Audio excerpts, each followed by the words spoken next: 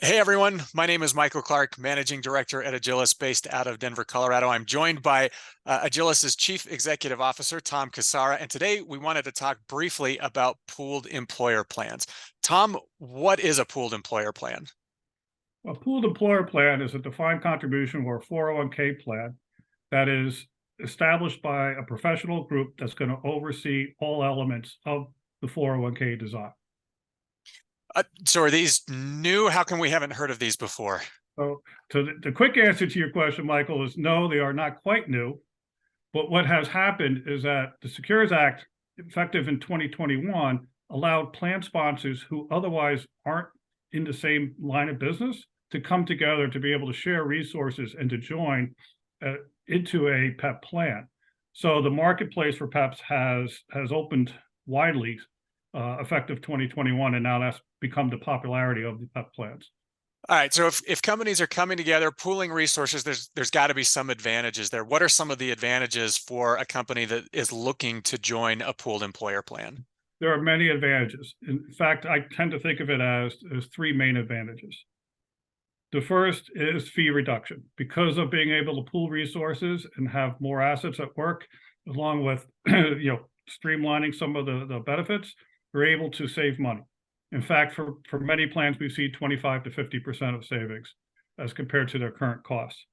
Second is fiduciary savings. Because these plans are professionally managed by an outside organization who's taking on that liability, there is less for the plan sponsor to oversee and to be responsible for in terms of fiduciary responsibility.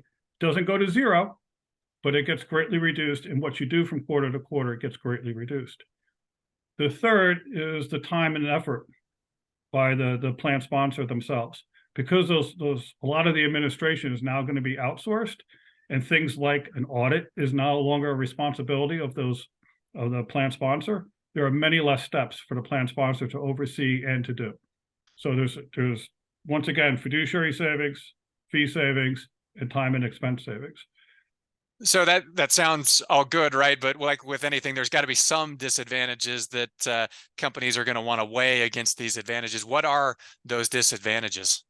I would say they come in there's two buckets of disadvantages. The first bucket would be just that with the professionally managed and outsourcing, there's going to be certain elements that they're going to want to streamline, mostly around administration, but mostly around the secondary decisions of administration. So the primary part of a plan design is typically the formula itself in terms of the match, as well as the profit sharing that you may want to contribute. Those you'll still be able to retain. But items like loans and hardship withdrawals and items like that, those are going to be streamlined across the entire PEP. So that would be the one disadvantage. The second disadvantage, if you were to choose a PEP, it's like any other record keeper change, you're gonna have to go through that blackout period. It's just the initial contracting and the blackout period to make a change, but that was a normal course of business of any change. So, I mean, it sounds like there's a lot for plan sponsors to weigh here, right? The advantages sound great in terms of fee savings, reduced fiduciary risk, less time and effort that they as a company have to put into managing and administering a plan. Some disadvantages, as you've mentioned, some of those one-time disadvantages like a transition. So who should be looking at pooled employer plans as a potential program for their retirement benefits? Personally, I think every plan sponsor should at least evaluate whether or not a pooled employer plan makes sense. As a fiduciary, it's your responsibility to see if there is a better option for your participants. But what we've found in our experience is that those plans that are probably less than 200 million of assets are going to pick up all three buckets of those advantages. They're going to see those fee savings and then get the reduced time and expense savings as well as the fiduciary savings. The larger plans will get the last two, typically, of the savings.